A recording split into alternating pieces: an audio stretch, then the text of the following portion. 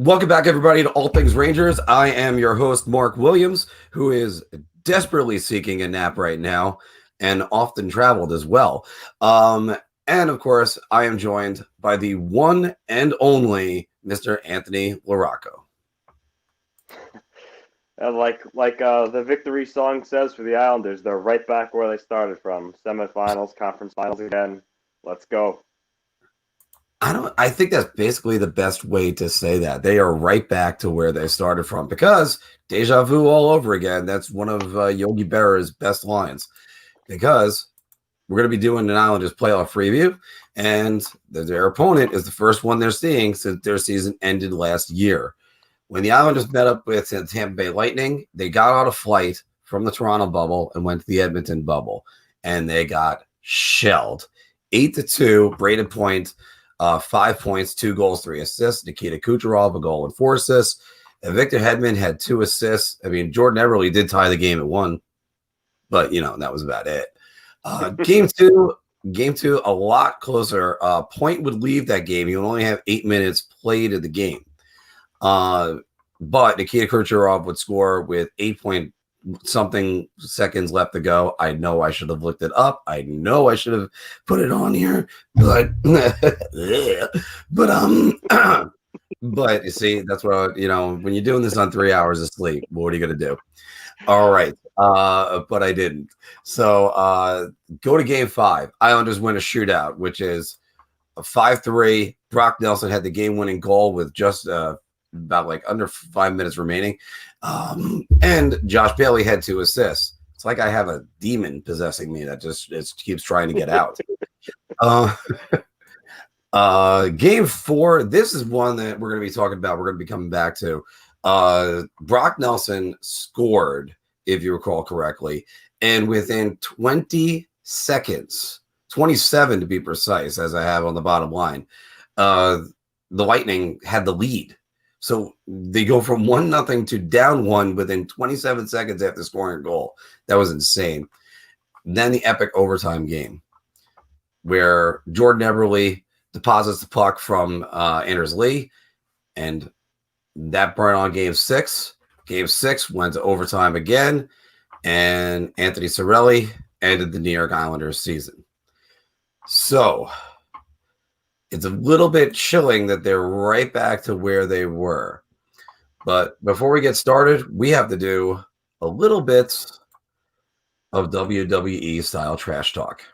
And I'm going to start with Mr. Anthony LaRocco as the New York Islanders.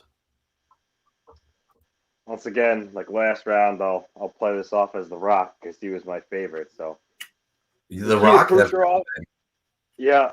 Nikita Kucherov, you think you impressed The Rock? It doesn't matter what you think. Sitting out the whole year because of a hip injury, coming back, and now thinking you're all some sort of big shot? Nikita Kucherov, what The Rock wants you to do, he wants you to go to the nearest Walgreens.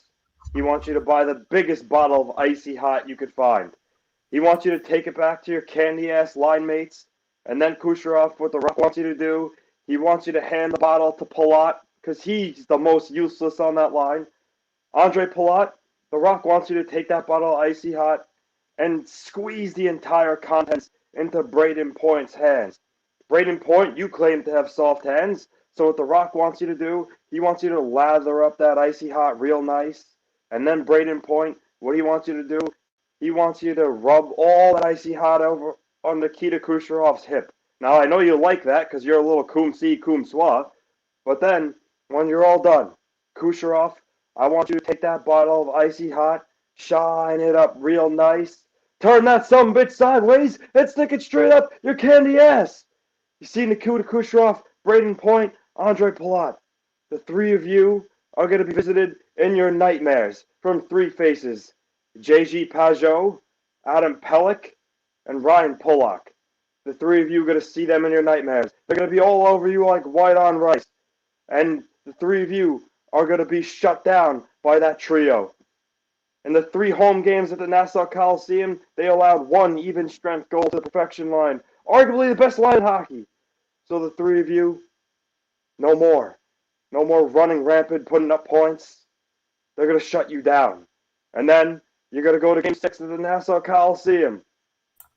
And after the millions and millions of Islander fans are done chanting New York Islanders, you're going to look up at the scoreboard and your season's going to be over. If you smell what the Rock is cooking. It's got to be tough to follow that one now. And you could have even gone for it and said LaRocco is cooking. Yeah. L Rock. All right. This is where it really sucks that we don't have John Fukowski with us today. And by the way, John, we're thinking about you, and Yes, hoping everything's going to be good today. So we could really use John to do this because he's definitely the expert. But I'm going to have to sub in and be the Tampa Bay.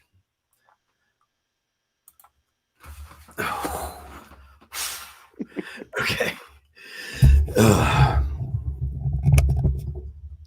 New York Islanders, you're going nowhere. You know, you think you're all special now that you made the conference finals again? Well, Tampa Bay is doing there many a times. They've been there 4 times over the last 5 years. And you know something? They don't care. They've seen it all. They're the Stanley Cup champions. Oh, yeah. And they were going to show you why they're the Stanley Cup champions and why they're going to be again. They ain't Colorado. They ain't gonna just choke. They ain't gonna be Boston, who's gonna have some issues.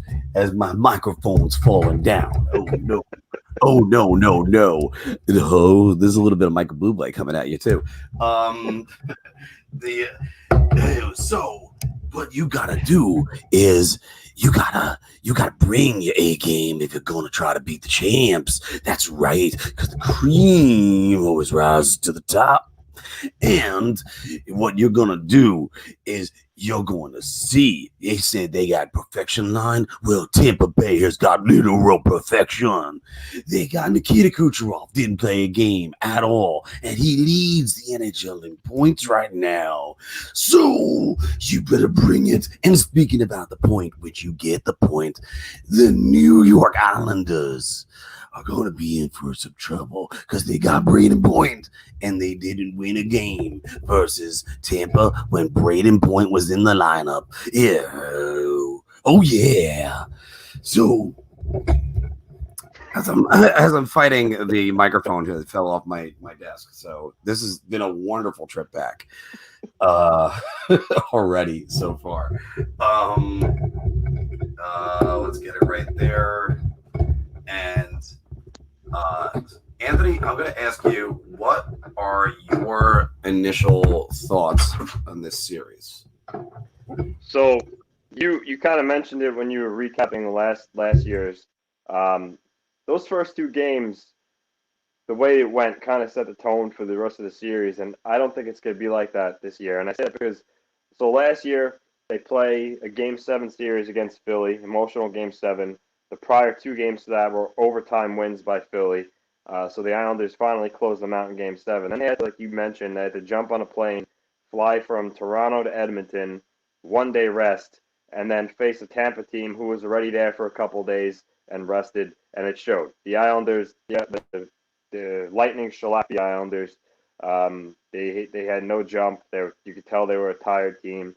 And even Trotz said the other day in his media availability, he's like, Game 1 was essentially handed to them, and they were, behind the 8 ball to start. That won't happen again. They're on even playing ground this time. They're both rested. So the likelihood of that happening again, slim to none, the 8-2 win for Tampa Bay. And then Game 2, 1-1 game. It was probably one of the better games the Islanders played in the series. And they lost with, like you said, less than 10 seconds left. And the corpse of Andrew Ladd was on the ice, and he blew his assignment, and that's why Kucherov scored. I don't even know why he was playing, let alone on the ice at that time. If I remember correctly, I think there was something going on with Zibanejad or Clutterbuck, and he took their spot. But, he blew the assignment, and Kucherov scored. Again, that won't happen again. Andrew Ladd is not even on the Islanders roster. He hasn't played a game all year. So those 2 games aren't going to be repeated like that again this year. So I think right from the start, it's going to be more of an even playing field, in terms of both teams being fresh. So, and also, too, they're not in a bubble this year. I see Almieli Arena is going to be rocking, no doubt about it. But the Lightning have to come to the Coliseum this time, and the Coliseum, there's nothing else like it with playoff hockey when the fans are going. It's extremely loud. It's a hostile environment, and not to say that the Lightning can't win there, but it's going to be really hard for them. And the Islanders showed they're capable of taking a game and more than one game in the other team's building. Where in Pittsburgh and Boston, they took 2 games in both of their houses. So, one of the reasons why I picked Islanders in 6 is because I do believe they are going to split again in Tampa Bay. But this is the round where I think that they finally win every single game they play at the Coliseum. It's conference finals there. The crowd's going to be insane. They took 2 out of 3 against Pittsburgh and Boston at the Coliseum. I think this is going to get 3 out of 3. Which is why I see them winning in 6, because I think they'll be up 3-1 going back to Tampa Bay for Game 5. But it's going to be a tall order, though. That's for sure. It's going to be. I think it's going to be a real close series. And don't forget the Islanders, which probably surprises a lot of people right now. They're the highest scoring team in the playoffs right now.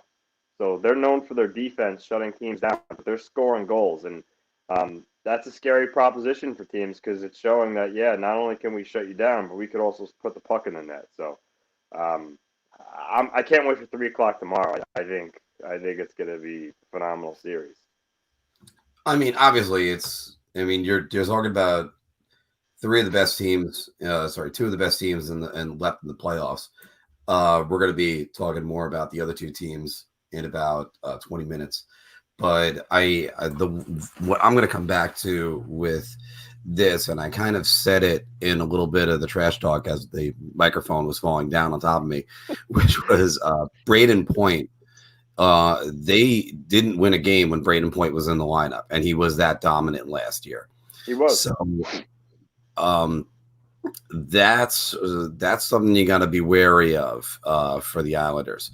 Now, this team has been exceptional so far in the playoffs at matching up to their opposition. This one is going to be obviously their toughest test, and this is the one time where the opposition literally can match up to them. If you're not getting Hedman's defensive pairing, you're getting McDonough's defensive pairing. Mm-hmm. If you're not getting, and that's McDonough and Cernak, and then you're going to get Savard's pairing. So now the Islanders are the ones that really do the matchup. We've been talking on singing the praises about JG Pageau, which every single time I always have to say, fuck you, JG Pageau. But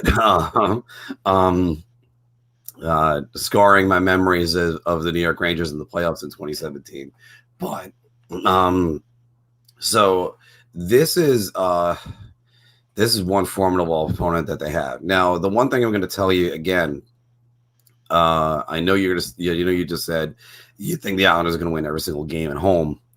That's also a tall order. Nobody travels like the Tampa Bay Lightning. They win games on the road all the time. And I'll bring it back to 2015 versus the Rangers, where they played the last 2 games at Madison Square Garden and they won 2-0 in both games. Now, also, we know they wilt in big moments. Last year, they didn't. So one of those times was against Barry Trotz and the Washington Capitals. So it's not a tall order. I guess it is kind of a tall order what the Islanders have ahead of them. But we're going to go into more matchups on that in a moment. For starters, let's go with the stars to watch. And if you're going to be the Tampa Bay Lightning, it's got to be Braden Point. Braden Point, another exceptional season that he turns in. 23 goals, 25 assists in the playoffs so far. 8 goals and 4 assists. He had 4 goals and 2 assists versus Carolina Hurricanes. You know, that team that won the President's Trophy. So, and of course, if you look at them, Matt Barzal, he came out of his slumber. 3 goals, 3 assists against Bruins after just 3 assists versus the Pittsburgh Penguins. What others? I mean, obviously, Kucherov is another star that we're going to be talking about right now, literally. what are the players you think, big time players, do you think are going to come up big for the Islanders in this, Anthony? Well, I know you just mentioned Pajot. Pajot, there's only three guys that have more points than him in the playoffs right now: McKinnon, Pastrnak, and Stamkos. So not only is he putting up the points, but he's obviously shutting other teams down, and that's what makes it more incredible because he gets the tough matchups, but he's still producing one of the top playoff producers in the playoffs so far. So I think that's amazing. Kyle Palmieri has 7 goals. He's amongst the league leaders in goals in the playoffs. And the two of those guys are on the Islanders' third line, which shows their depth. They have a lot of scoring depth. Brock Nelson, if you remember, we mentioned he was a monster in the Pittsburgh series, and then I don't know if you remember last time we recorded, I said he was my player that had to step up. I feel like he took a back seat, but then Trotz shed a lot of light on why maybe. So his wife gave birth, and then he played Game 4 on no sleep whatsoever. And then Game 5 was the game where he came back and scored the game winner against Swayman in the third. And then, as you know, in Game 6, he had an unbelievable Game 6. 2 goals. He was all over the place making things happen. So, that Brock Nelson continues that play against Tampa Bay, that's going to be big. So for the Islanders, aside from Barzal, I look to Pajot. I look to Palmieri to keep it up, and Brock Nelson. And that's not even mentioning the incredible playoffs Beuvillier and Bailey are having, too. So as good and talented as this Tampa team is with their star power, the Islanders are getting a lot of production up and down their lineup. Yeah. And by the way, that is dedication when you can come right back to the rink on a playoff game and play without sleep. That is some dedication. All right, so first we're going to start with our under the radar player. Who do you have as a guy that no one is looking at right now? I'm kind of gonna have to say Scott Mayfield. He was fantastic against the Bruins with shutting down the Hall and Krejci line. They're going to need him to be the same way because he's going to see a lot of the Stamkos, Killorn, Cirelli line, and that's a line that can hurt you too. So him and Letty are going to really have to step up, skate with them, take away their time and space. Really that's what it comes, taking away their time and space, because if you give them too much time, they can hurt you. Stamkos is amongst the league leaders in points. A lot of that's on the power play, but still, at even strength, they really have to be on him, play the body on him, frustrate him. But I look to Scott Mayfield to continue doing that, get in their face, clearing the net, blocking shots. So for me, he's our under-radar player. He's got to keep playing the way he's playing. I can't believe I get to use this answer as Steven Stamkos. Steven Stamkos has got 17 goals on the season, and he's Steven freaking Stamkos. But I get to use him as an under-the-radar player because you're going to look at all the different Lightning guys, and people forget Steven Stamkos didn't play a single game until the Stanley Cup Finals last year. Mm-hmm. Scored a goal, got off the ice, and then I think he played maybe 8 more minutes or maybe even less than that in the Stanley Cup Finals last year. He's going to be a huge factor this year. He had a couple of huge goals against the Hurricanes as well. So, by the way, I have to say this series is what I like to call the Dana Inkpen special. I'll be sending her a clip on this right now.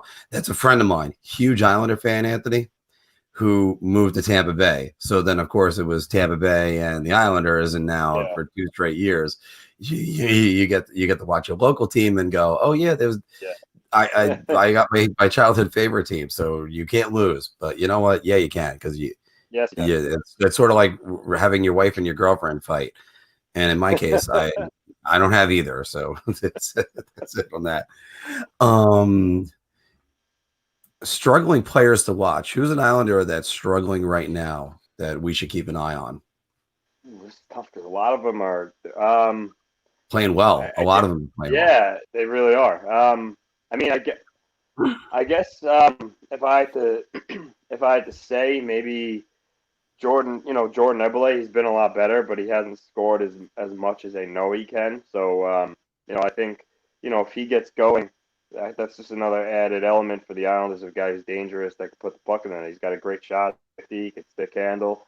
So sometimes the big moments he gets small. He's not really a physical player, and this round's going to be hard. So He needs to help out Barzal in the line because we know Leo Komarov is just going to be the guy that just plugs away on that line. So Eberle's really going to have to step up his game and help Barzal create chances. You know what? I have a similar problem that you had, where you have to look around and try to find somebody that's really struggling and try to be like, oh, who's on the Lightning that's struggling? Nobody. They've played 11 games and they played all really well. I guess the guy to go with is Tyler Johnson, and that's Tyler Johnson has got one goal in the playoffs. He's been struggling for now like a couple of years. But, Yeah, I mean, he fell off. Yeah, he fell off greatly. He's been a big time player in the past, and he had a huge goal against Carolina. I believe it was in Game 4, where they had the 8 or 9 goal second period. That was ridiculous. Yeah, that was. And I mean, it shows once again Tampa can flex their muscle and really change things up. All right. Oh, actually, you know what? I jumped ahead a little bit, so we're going to go back for a second. We got to talk about team defense, and that the Islanders second in the league, of course, to Vegas, and Tampa Bay is sixth in the league. This is sort of like an ongoing thing with them in the playoffs. Not so much with Pittsburgh, but Boston was right there with them. I think they were fourth in the league.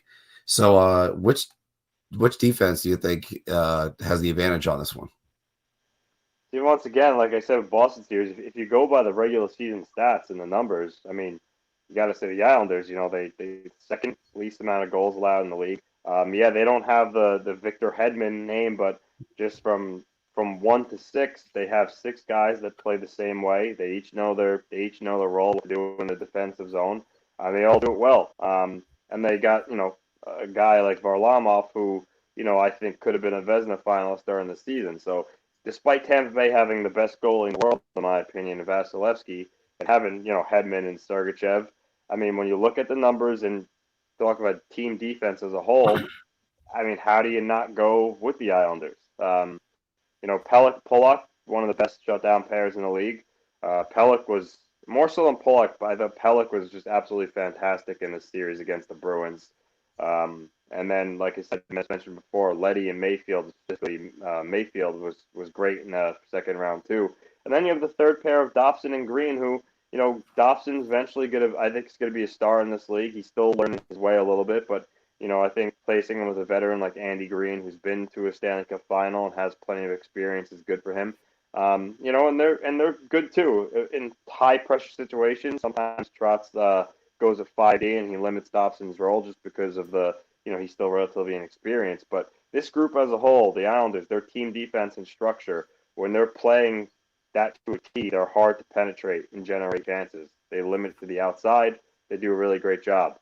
Tampa Bay, despite having the best goalie in the world, sometimes, and Hedman, they could still be a little leaky defensively. Sometimes they'll make a play defensively, and you wonder, like, what was that guy thinking?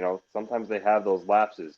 So the Islanders are going to have to exploit those. But again, another tough, close call. But I mean, I got to go with the Islanders just looking at the numbers. I think the emergence of Scott Mayfield this postseason, like he's always been a pretty good player, but I mean his postseason he's been outstanding, and I think that's what helps you when you have that third pairing to really match up against the other team. I could use an example with the Rangers and Kevin Kline from 2014, but we're going to go with what you're going to be facing right now, and that's you're going to be facing either the Hedman unit, you're going to be facing the McDonough unit, and then you're going to be facing the Savard unit. And there's 3 different pairings that they could all throw together, and they could just roll. And I mean, it's. I think I actually kind of go with it. It's a little bit of an edge to the Islanders, but wow, it's that is one that there's a lot of good defense that's going to be on the ice all those games. So the goaltenders, Vasilevsky, outstanding season, 30, 10, and 1, 2.21 goals against. Obviously, you said it before, Anthony. He's the best goalie in the world right now. And in our midseason report cards, we actually said it's the Vezina is his to lose. Varlamov, though, we got to put up his numbers right now. And by the way, look at those numbers. That's 4-1 and 94% save percentage against the Hurricanes. Wow. But Semyon Varlamov found his game again. And he was probably the reason why they moved on against the Bruins. He made a lot of big saves. Was he what he was last year? No, but I mean, he was sort of the microcosm of him last year sort of was the Philadelphia series, where he was really solid, gave him the 3-1 lead. Kind of not so great in the next two games, and then game 7 came along, and then he was right back to it. Yeah. So all credit to Semyon Varlamov. Thomas Greiss. Yeah, that's right. Greiss played game 7 and game 1 versus Tampa Bay, but Varlamov came back in. He had a couple of huge games. I think I have some of these numbers on here. Like the overtime winner. He had 36. He had 36 saves, but he had another one where the overtime loss of game 6, he had 46 saves. And he was one of the reasons why the Islanders are still in that game at all. Okay. So we kind of said under the radar. Well, we already did struggle player to watch. Yeah, he was okay. He's great. You broke up on me right there. What?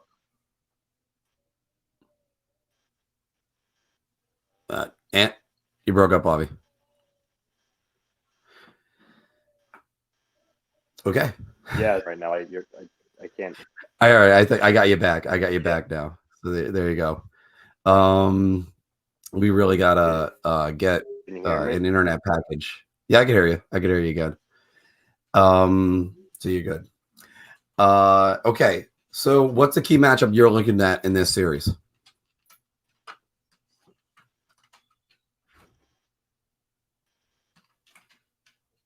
And I lost Anthony, and we're going to get him back in 1 second.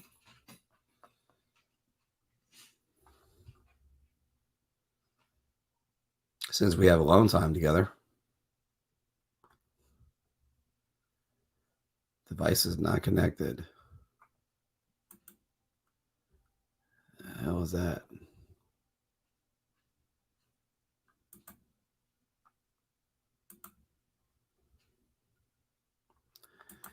There we go. There's Anthony right back at it. I got booted. It did it itself. I didn't even leave. It just booted me on. The other day, I was booted off my own broadcast, so that was awesome. Yeah.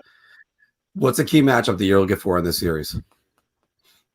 I got to go back to the Pajot matchup against the Point Kucherov Pullock line. I think that's going to be key.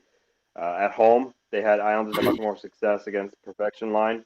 Boston tried to get away from Pajot, and Cassidy was successful in that. But the Islanders have to try to have his line on the ice as much as possible, along with Pelech and Pullock, because they're dangerous. Like I said, I know Stamkos can hurt you too, but I think that's the line that's going to do the most damage. I mean, Point's insanely skilled. The way he skates in his hands, he generates stuff.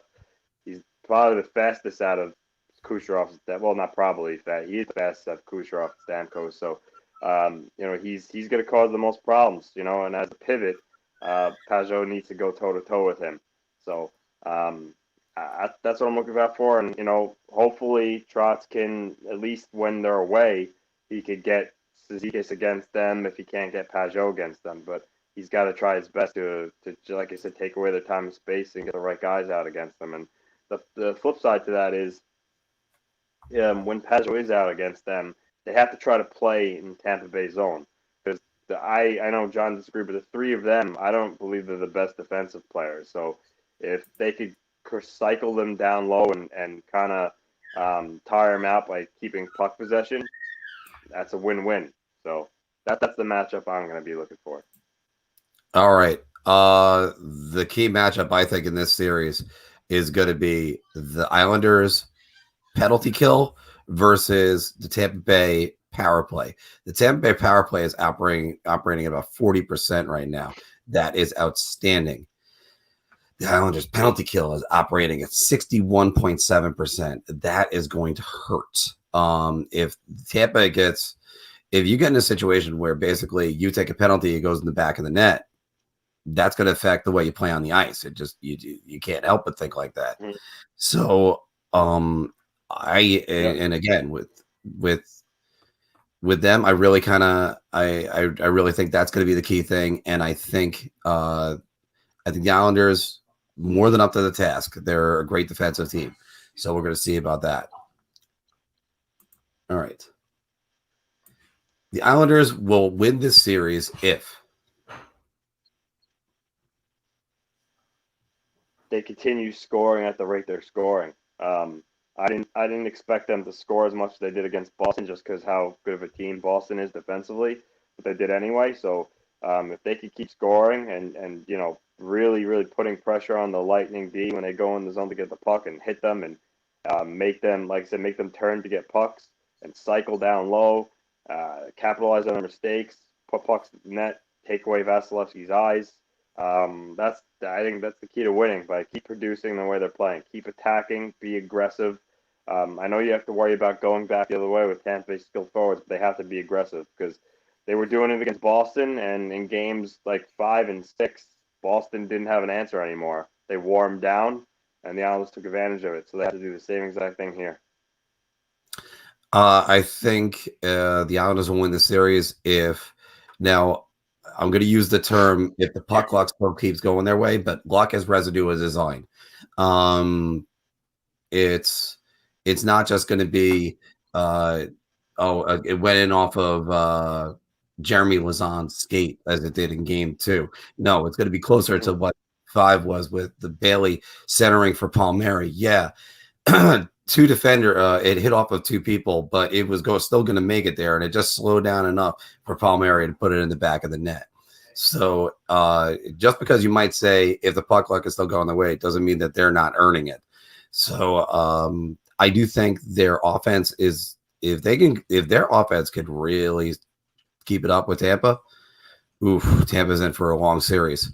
The other one thing to mention, though, the Islanders have 43 goals. By the way, 43, awesome number. They have 43 goals in the playoffs so far. There are 2 games where they had 2 empty net goals. So that number is a little misleading, but not much. So they've been scoring some goals. So good for them. And the Islanders are in trouble if they take a parade to the penalty box, they're going to be in trouble. Tampa Bay's power play right now, like you said, they're running at a ridiculous rate. And they got the pieces on the power play. They move the puck fast. Before you know it's in the back of your net. So this one's easy. They got to stay out of the box. They got to limit Tampa's power play opportunities. And if they do that, they have a good chance to win the series. But if they're undisciplined, which is uncharacteristic of them, as you know, Trotz pointed out when Cassidy made his statements, they were one of the least penalized teams in the league. So if they keep that trend going, they'll be all right. But if they don't, and it's not going to be good for them. Well, the New York Saints will be at it again. I'll say they're in trouble if the Yanni Gourde line gets going. They're winning more battles with Blake Coleman and everybody. That's the thing, because that's the thing. Boston didn't have any secondary scoring. You look at that series. Yeah. Marchand and Pasternak had great series. The perfection line was everywhere. The problem is Bryce Harper, Taylor Hall, didn't really do anything. So you got what 2 points out of them, and one of them was an empty net goal. Good job. That's really going to help your contract negotiations coming in next month. Yeah, so he cost them $1 million there. So he cost himself easily a couple million. Which leads us to our predictions. Yeah. And before Anthony gives his prediction, we do want to say again, we wish we had Mr. John Falkowski here with us right now, but Phil did say Tampa in 7. Anthony? So I was actually saw like the ESPN staff predictions, and 8 out of 15 people picked Tampa, which I was surprised. I thought it was going to be more. That was almost evenly split, which I was surprised. But still, the majority of people are saying the Lightning, which I get. Defending Cup champs, I understand that. But I think it's when you when you have a situation where two teams are playing again in the conference finals, sometimes it's really hard for that team who won last year to beat the same team again. So I think, don't get me wrong, Tampa Bay is going to make adjustments and watch tape. I see that comment right there. The Islanders, Barry Trotz, he's a masterclass. He's gonna learn. He's gonna watch tape from last year. He's gonna make adjustments. The Islanders are a better team with Palmieri. Wallstrom, if he gets back in the lineup. I think they're even more sound defensively. So like you just said, the ticker. I'm gonna go Islanders in 6. I think they split in Tampa, and then I think the Islanders take both games 3-4, go 3-1 at the Coliseum. They go back to Tampa for Game 5. Tampa wins. And just like against Pittsburgh and Boston, the Islanders come back home in Game 6 and close it out. But that said, it's going to be a hard 6-game series, and it could easily go the other way. Tampa's Stanley Cup champions for a reason. But right now, I think the Islanders have the perfect storm. They're scoring goals. They're defending well. Varlarmov's getting his game back. And I think they're determined. I think they, a lot of times the sports players say, when they lose and get so close, they remember that feeling of how they felt that on the game they got eliminated. And they take that with them. They remember what it feels like. They use it as motivation to get the job done this year. And I think a lot of the Islander players remember how they felt that night when Cirelli ended the game. Nelson had that breakaway overtime goal, breakaway where if he scored, it was going to Game 7. So I think the Islanders were close, and I think they're hungry. So we'll see what happens. But I'm going to say Islanders in 6. This is almost reminiscent of a boxing match where it's where the rematch comes in and then it ends up forcing a third one. But unfortunately, we're not going to get that. It's going to be if the Islanders win the series, they're just going to win the series and move on.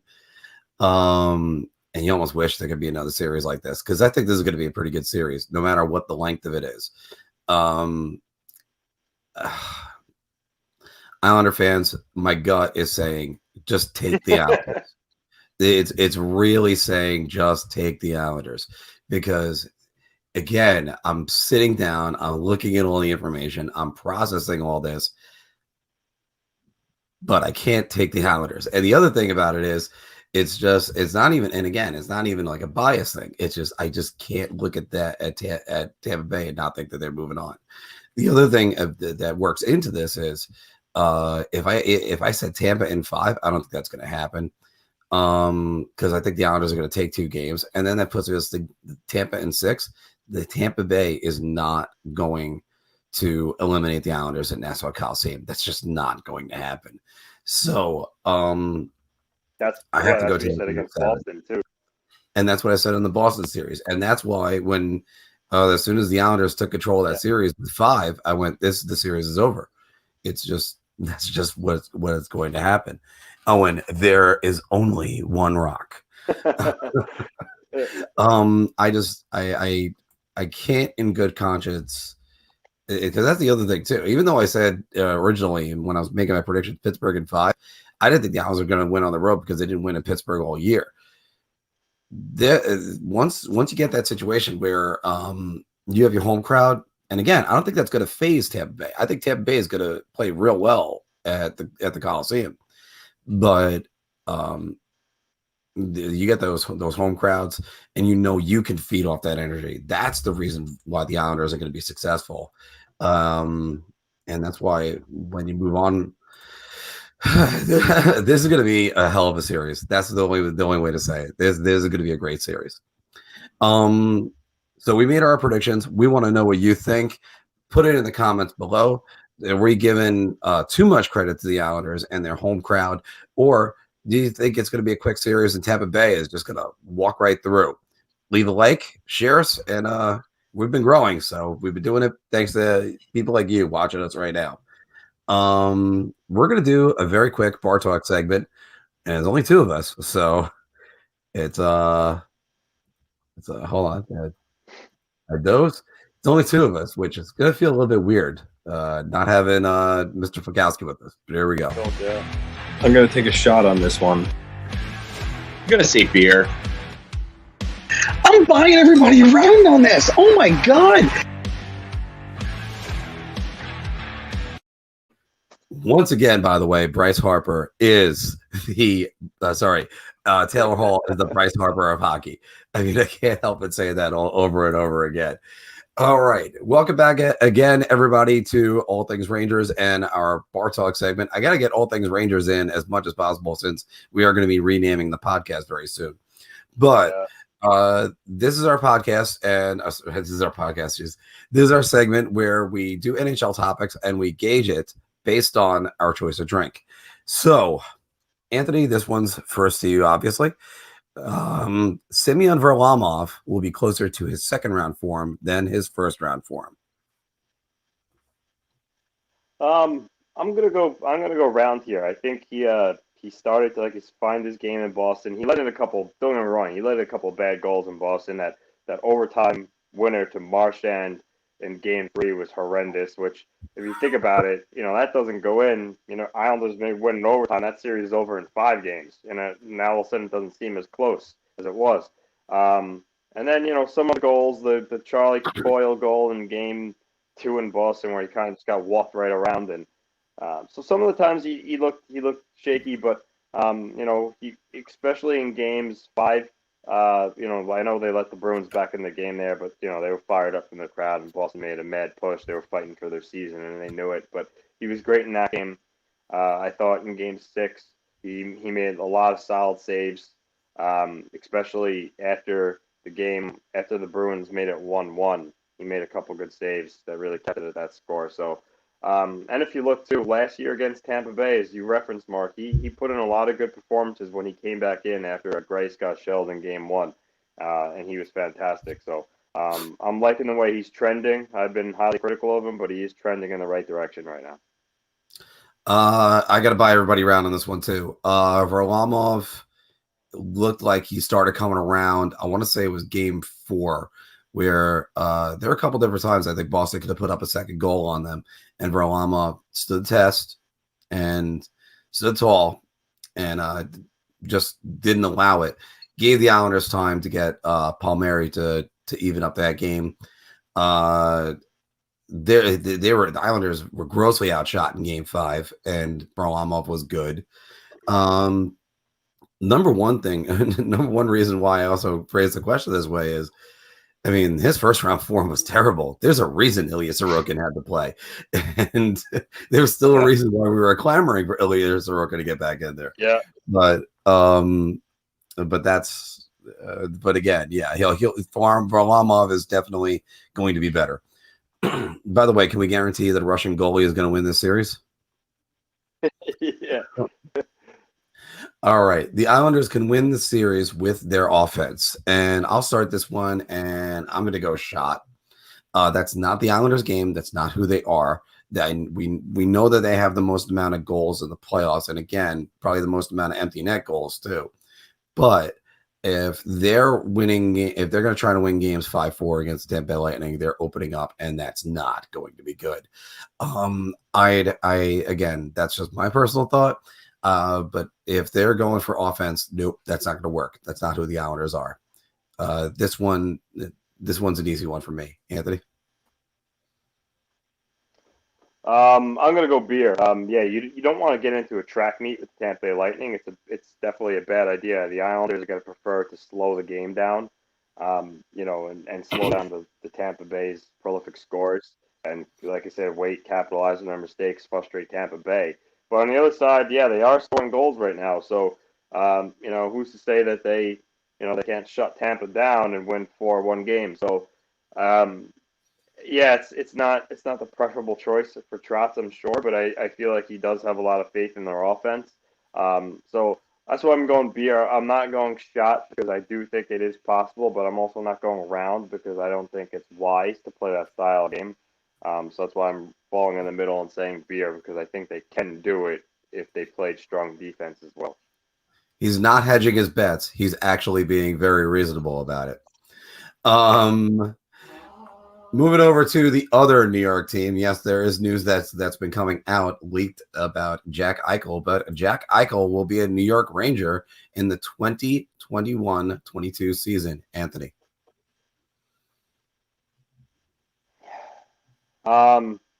I know. I think our boy Phil would say round because I know he really wants it to happen. I hate to disappoint him, but I don't know. I say beer, and I say that because the Rangers aren't going to trade away talent like Lafreniere, Fox, etc. for Eichel. We all know that, and Buffalo may not get that from another team as well. But when it comes back to it, then you got to look at it as so. If that's the case, and Buffalo is just gonna get like average to just solid pieces, why would they take that package from the Rangers, the team in conference, and trade him to a team he probably would like to play for and do him a favor?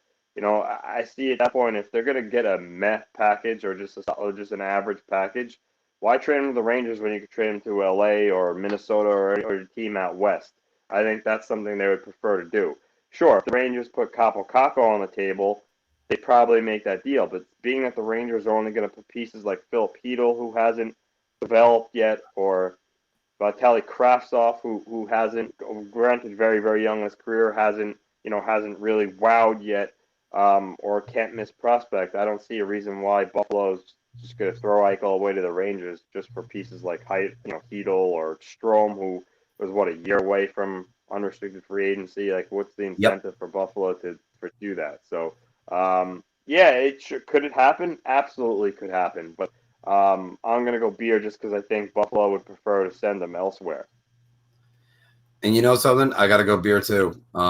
There's a lot of factors that go into this, and it's not just what the Rangers are going to give up, how much they're going to have to pay, or what prospects have to go back. The other thing is, do you really want to bet on a guy that wants to get a neck surgery and it hasn't been done yet in the NHL?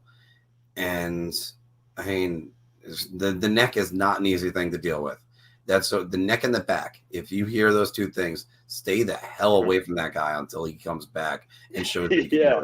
It's just that simple. And if I'm the Rangers, I've been accumulating assets for the last 3 years. No, I'm not giving them up just for the sake of just giving them up. Eichel, there's still a good chance. I think if the Rangers get him, it's pennies on the dollar. It's just that simple. There's no chance. There's no chance. They're going to pay prime assets for Jack Eichel? No, sorry. And we know teams are dropping. According to Elliot Friedman, this is why this talking point was in there. There are teams that just keep dropping out of the Jack Eichel sweepstakes. Now, one of them that was always rumored is Montreal, is always rumored, and so is Boston. Again, I don't know what the hell they're giving up. I mean, Montreal always has more assets than Boston does. So again, it could be in there. Speaking of the Canadiens or the Canadiens, Montreal is the most underrated team left in the playoffs. I'll start this one, and I'm not going to sugarcoat it. Shot. They're the worst of the 4 teams that are still in the playoffs. They had the worst competition in all the playoffs. They had a lot of luck to help them. You got the Maple Leafs choke and the Mark Scheifele suspension to decide that series. So are the Canadiens playing well right now? Yeah, obviously they're playing well right now because the other teams are also playing like absolute jack shit. So as I'm starting to figure out a word not to say, but you know what? But shit, there you go. The Canadiens should have been out in 5. I'll give them a little bit of credit, but I mean, the first one is more about Toronto choking, and then Mark Scheifele gets himself knocked out for forever. Which again, I'm not in favor of that suspension, but so they're rated. They're not an underrated team, and if you want to say anybody's underrated, possibly the most underrated team might be the Islanders or Tampa when you really think about it, because both those teams are really good. But no, sorry. I know Carey Price is going to win the Stanley Cup, even if they're eliminated in 3, because he's the greatest goalie ever. So, Anthony, take it away from me before I say something really stupid. I'm gonna go shot too, just because there's 4 teams left, and Vegas Vegas was the second best team in the league, almost won the President's Trophy, and the Lightning are the defending Cup champions and had another really good year. So not them. I mean, I don't think any of those teams can be underrated just because of who they are and how they perform. So that leaves the Canadiens and the Islanders. And the Canadiens played, like you referenced, in a weak North Division. They beat up on teams like Vancouver, Calgary, Ottawa, even Edmonton, who was a playoff team. Their goaltending defense aren't good. Credit to them. Listen, they battled back against a Tampa team, a Toronto team who I think had PTSD from all their failures. And I think once they were up 3-1 and failed to close it out, I think that team just folded because they had all the doubt in their mind. And Montreal exploited it and took over the series. So credit to them. But I can't see that being true. I mean, you have the Islanders, who played in arguably one of the hardest divisions this year in the league. Always don't get. I mean, they don't get the recognition. Like you see when they played Pittsburgh, people pick Pittsburgh. They played Boston, people pick Boston. People, regardless of the amount of success they've had since Trotz took over, they've always been viewed as the underdog, and in my opinion, not given enough credit. So to me, that's kind of like the definition of underrated. So I'm gonna go shot for sure on this. Yeah, and I mean, it sounds like I'm like completely disrespecting Montreal in this, but the truth is, it's just that is the truth. They didn't exactly face teams at their best. Yeah, and exactly. Like, I mean, Toronto should have finished them off. That's although again, Yep. Two of our panelists said that Montreal was going to win that series, and the other one was me. So, Nazem Kadri's suspension helped decide the Vegas-Colorado series. Anthony. You know what? I'm gonna go round here. Nazem Kadri being out really hurt Colorado's center depth. They could have really used a guy like him. He's a guy that could score. He's a guy that could be used in a shutdown role. They had a 2-0 series lead. I mean, you don't think that he would have made a difference in that series, being up 2-0, helped securing a win, maybe going up 3-0? Absolutely. He made a stupid play, and someone had a tweet the other day. I think I actually sent it in our group chat. It said for like the third time in the last 4 years, Kadri's team has been eliminated while he's been sitting in a press box suspended. If he wants a job, he can't keep this trend. Teams aren't going to want to deal with, I don't know, is he going to do something stupid in the playoffs and get suspended when we need him? But no, I think he absolutely could have really helped Colorado a lot in this series. So, decide, I don't know about decide, but I think he would have made a huge difference. So I'm going to go round anyway. I'm going to go round two, and the same reason it helped decide. They really needed the center depth, and just like you said in that tweet, that tweet says it all. That's a perfect tweet. That's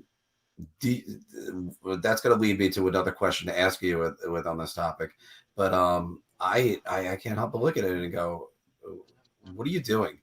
Like, this guy, this team was on a roll. There was a chance that he was going to come back. That's what everybody was saying. They were up 2-0 after Rantanen's overtime winner. It looks like Colorado's the team destiny. Oh, Vegas had something to say about that. And again, all credit to Vegas. They kept their cool. They played their game. And even being down 2-0 in Game 5, they could have folded up and just said, all right, let's get to Game 6. No, They tied it up and then won in overtime.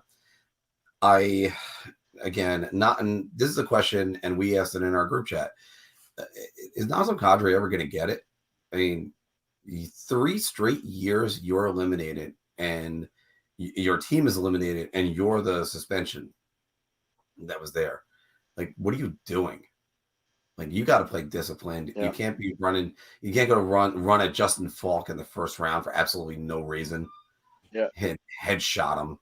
It's the same thing with with, I know we all hate him, but Tom Wilson in Washington. He's a useful player and he contributes a lot. So when he goes to do something stupid, it hurts your team. You have to realize you're an important function of that team. You can't be doing that. And Kadri, same thing. He's important. He's a skilled player. He's a hard-nosed player. But he's got to learn. He's got to learn. He can't put his team behind the 8 ball like that. Unfortunately, that lesson might not come in Colorado. I think they might want to part ways with him after a second straight year of this happening. Nope. No, sorry. Even though there's been some good times, like the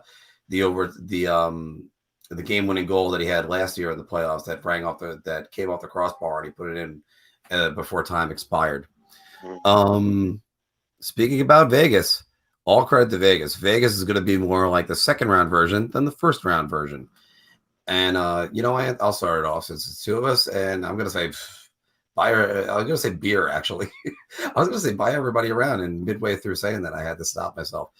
My problem with Vegas is they tend to play to their competition's level.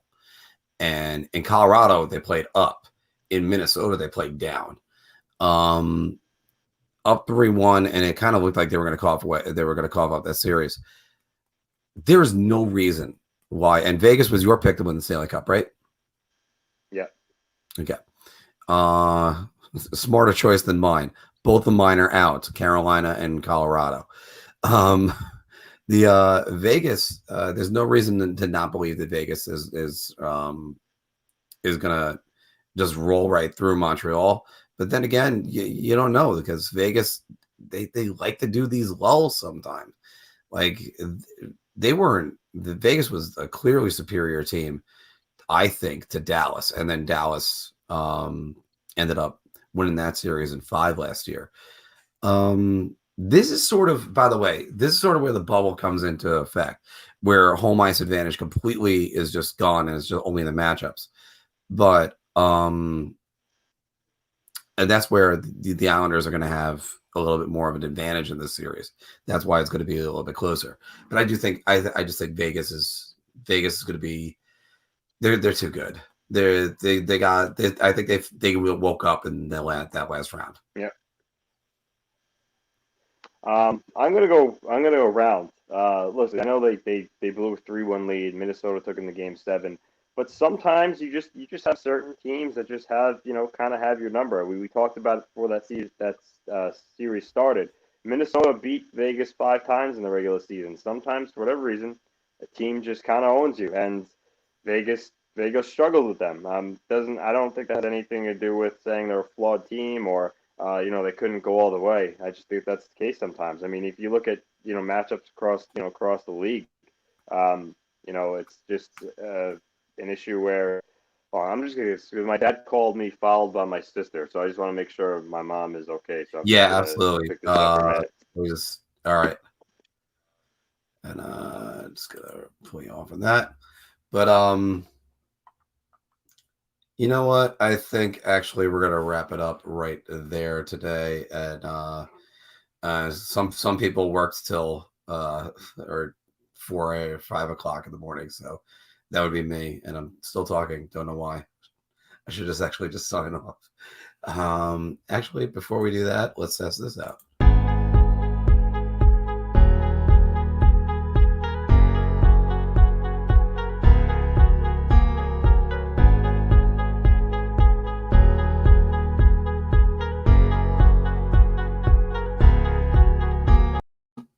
Actually, if there's anybody out there that knows how to put timers on these screens, that would be helpful. All right. You know what? We're just going to take it right there. Everybody, thank you very much for joining us today as we did the Islanders Tampa Bay preview. Hopefully I was awake long enough to get that done. And tune in, because I think this is going to be a hell of a series. It's not going to be Tampa going roughshod over the Islanders, and it's going to be real good. So enjoy. You have any questions, put it in the comments below. We always talk in our comments. And until the next time, we'll see you soon.